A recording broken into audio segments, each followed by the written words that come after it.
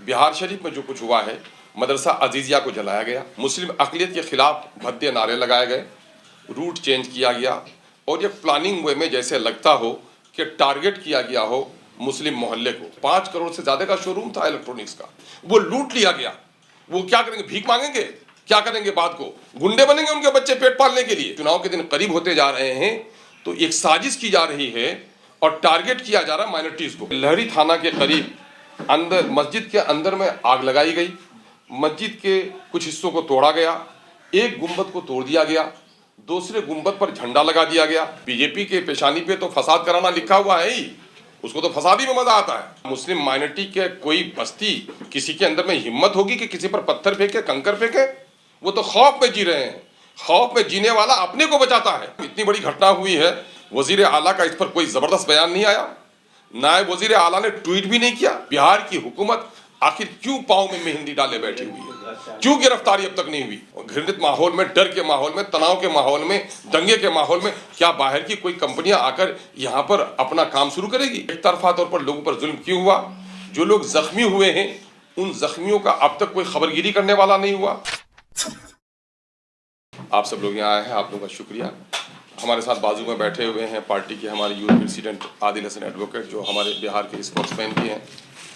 इस वक्त दरअसल आप लोगों को बुलाने का मकसद ये है कि बिहार की वो गवर्नमेंट जो करप्शन में और कम्युनलिज्म के बारे में ज़ीरो टॉलरेंस की बात करती है, और आज बिहार कहाँ पर पहुँचा हुआ है, उसकी स्थिति क्या है, उसी सिलसिले में हम लोगों ने तकलीफ दी आप लोगों को। अभी राम के नाम पर जितने जुलूस निकाले गए, पहले तो ये मान लीजिए कि राम के बारे में जो आम धारणा है लोगों का कि राम ने न्याय की बात की, इंसाफ की बात की, और राम को उर्दू के एक महान कवि ने इमामुल हिंद कहा, हीरो ऑफ द नेशन कहा उसको, और उसके आड़ पे जो कुछ बिहार में हो रहा है ये बहुत ही दुखद है। अभी ताज़ा तरीन जो घटनाक्रम है वो कल और परसों के दरमियान में जो हालात बिगड़े हैं पूरे बिहार में, उसमें ये हुआ कि जुलूस निकाले गए। धार्मिक जुलूस से निकालने का हक है, किसी पर उंगली नहीं उठाई जा सकती, सरकार उसे परमिशन देती है, परमिट करती है, निकालना चाहिए, लेकिन दूसरों को गाली देने का किसी को हक नहीं। मुस्लिम अक़लियत के खिलाफ भद्दे नारे लगाए गए, रूट चेंज किया गया और ये प्लानिंग वे में जैसे लगता हो कि टारगेट किया गया हो मुस्लिम मोहल्ले को। बिहार शरीफ में जो कुछ हुआ है, मदरसा अजीजिया को जलाया गया। मदरसा अजीजिया जो वक्फ की प्रॉपर्टी है, उनके सामने में जो दुकानें हैं वो जलाई गई। वहीं पर एक इलेक्ट्रॉनिक डिजिटल इंडिया के नाम से शोरूम है इलेक्ट्रॉनिक्स का, उसको लूटा गया। वहीं कृष्णा मार्केट है उसको छोड़ दिया गया, और वहीं पर एक मार्केट है सिटी पैलेस, उसको लूट लिया गया।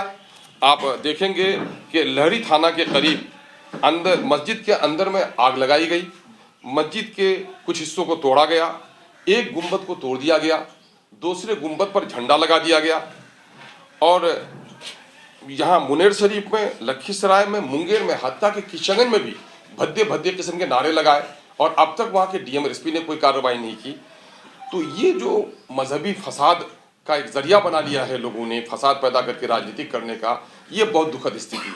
उससे दुखद स्थिति ये है कि जो कुछ हुआ बिहार की वो सरकार जो गठबंधन की सरकार, सेकुलर सरकार कहती है, न्याय पे आधारित सरकार कहती है, रूल ऑफ लॉ का दावा पेश करती है, वो सरकार लफ्ज़ ये हुए। घटनाक्रम इतनी बड़ी घटना हुई है, वजीर आला का इस पर कोई ज़बरदस्त बयान नहीं आया, नायब वजीर आला ने ट्वीट भी नहीं किया। लोग तकाजा भी उस पर कर रहे हैं कि बड़े संवेदनशील आप रहे हैं, छोटे छोटे मामलों में आप ट्वीट करते थे, इतना गंभीर मसला हुआ है तो आप बिल्कुल चुप क्यों बैठे हुए हैं?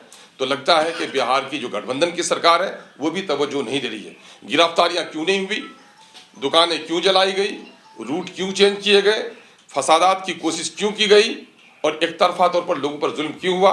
जो लोग जख्मी हुए हैं उन जख्मियों का अब तक कोई खबरगिरी करने वाला नहीं हुआ, उनका इलाज क्यों नहीं हुआ, सरकार ने मुआवजे का ऐलान क्यों नहीं किया?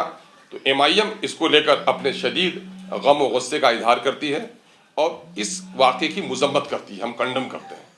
और मौजूदा वक्त बिहार सरकार का जो धुलमुल रवैया है हम उसकी भी मजम्मत करते हैं। और मुझको ऐसा लगता है कि इस वक्त, चूँकि एक मरहूम शायर ने कहा था, मैंने कल भी वो जुमला दोहराया था कि सरहद पे तनाव है, लगता है देश में चुनाव है। लगता है कि चुनाव के दिन करीब होते जा रहे हैं तो एक साजिश की जा रही है और टारगेट किया जा रहा है माइनॉरिटीज़ को, और इसमें दोनों का भला है, एनडीए का भी भला है, महागठबंधन का भी भला है।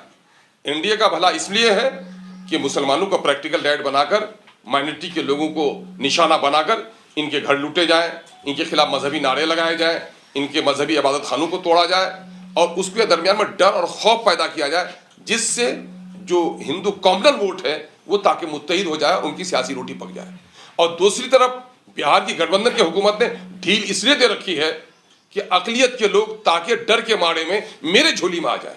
ये दोनों की अपना जो हित है वो दोनों का हित निहित है इस मामले में। इसलिए ये मामला कहीं से भी बिहार जैसे सौहार्दपूर्ण क्षेत्र में, जो बापू के चंपारण की धरती भी यहाँ रही, हम बौद्ध का नाम लेते हैं, गौतम बुद्ध का नाम लेते हैं, जिस मुनीर शरीफ के दरगाह का हम नाम लेते हैं प्यार प्रेम और आस्था के तौर पर, उसको भी नहीं बख्शा गया है।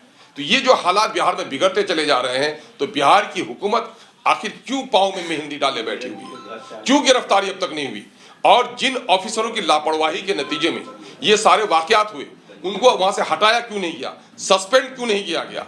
ऐसे लोगों की नौकरियां चली जानी चाहिए जो लॉ एंड ऑर्डर को मेंटेन नहीं कर पाए।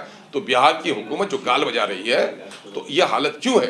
बीजेपी के पेशानी पे तो फसाद कराना लिखा हुआ है ही, उसको तो फसादी में मजा आता है, लेकिन बिहार की हुकूमत जो कह रही है, चूंकि मैं इसलिए कहता हूं बीजेपी का नाम, चूंकि जो वहां पर जो रही के दुर्गा वाहिनी के लोग थे, वहां पर सेना के लोग थे, तो इस तरह के जो लोग थे वहां पर, तो इस तरह के लोगों ने ही इस तरह का हंगामा किया। इन तमाम तो लोगों का जो रिश्ता है, ये हिंदूवादी इन संगठनों का जिनके जरिए से जुलूस निकाले गए हैं, इनका रिश्ता बीजेपी से रहा है।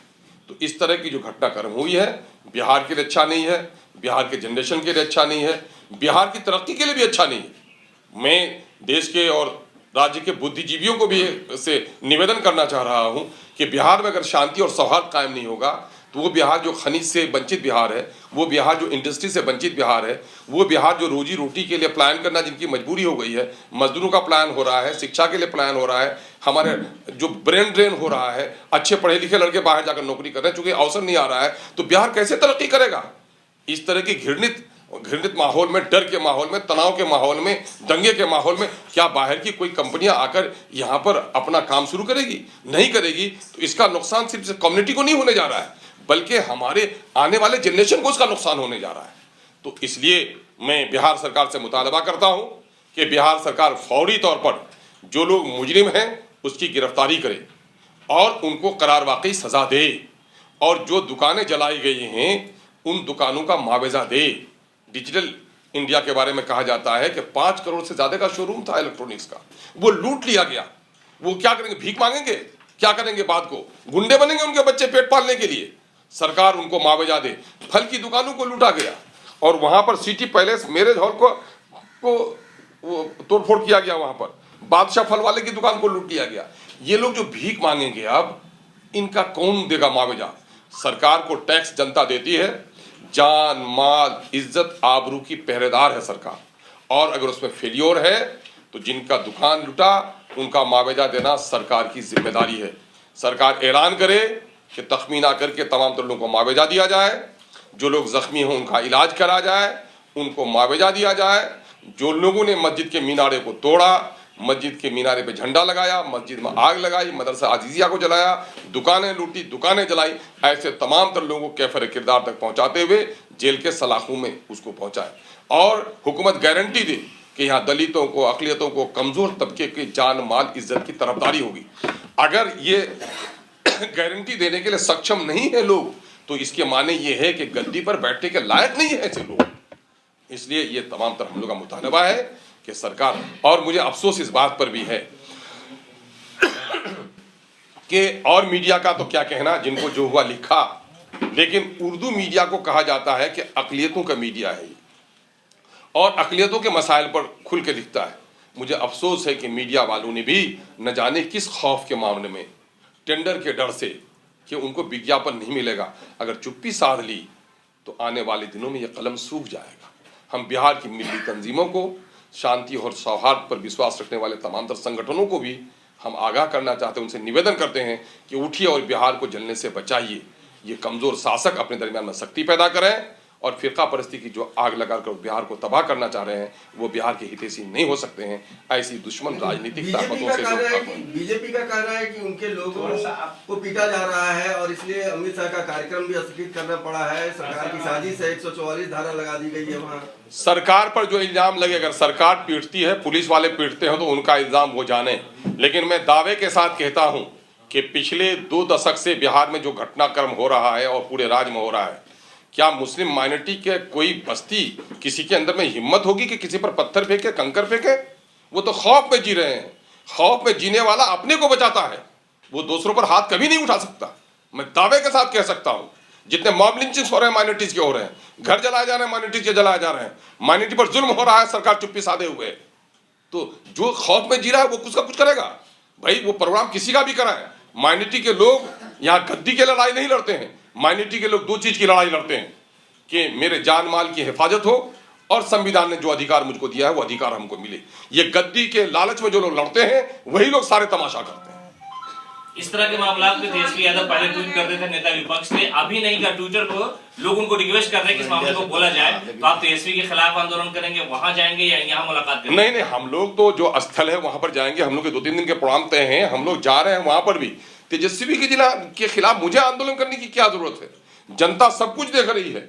छोटे छोटे मामले में बकरी के दब जाने पे कोई आंसू बहाता है और बस्ती के जलने पर कोई आंसू नहीं बहाता है, तो बस्ती वालों को समझना पड़ेगा कि बकरी के मरने पर आंसू बहता था, वाकईतन हमदर्दी की आंसू थे ये या दिखावे के थे, लोग खुद इसको तय करेंगे। उसके बारे में मुझे क्या कहना है, वो खुद जमीर में झांक कर देखें।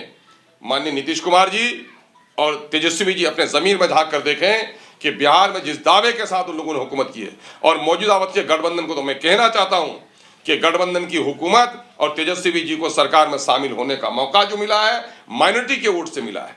भले ही हमारे पार्टी को तोड़कर वो बने, लेकिन माइनॉरिटी के लोगों का समर्थन मिला है, तभी वो गद्दी पर बैठे हैं। और माइनॉरिटी के मामले में अगर यही चुप्पी रही तो मैं समझता हूं कि आगामी दिनों में स्वार्थ की राजनीति करने वालों का भला नहीं होगा।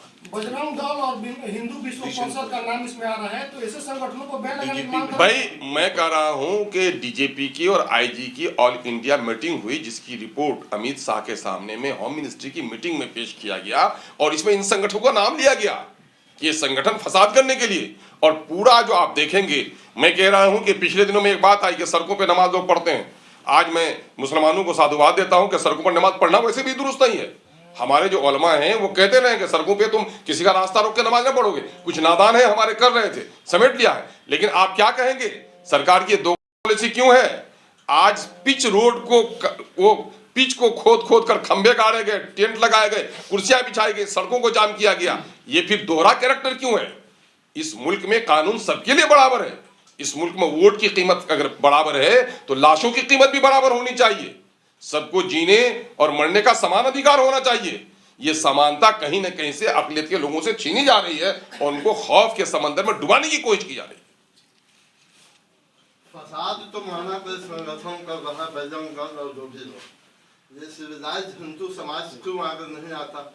पहली बार मैं देख रहा हूँ सेकुलर हिंदुस्तान में मस्जिदों को ढका जा रहा है पर्दों से, तो ये जो हिंदू समाज है सिविलाइज्ड, वो क्यों आगे नहीं आता है?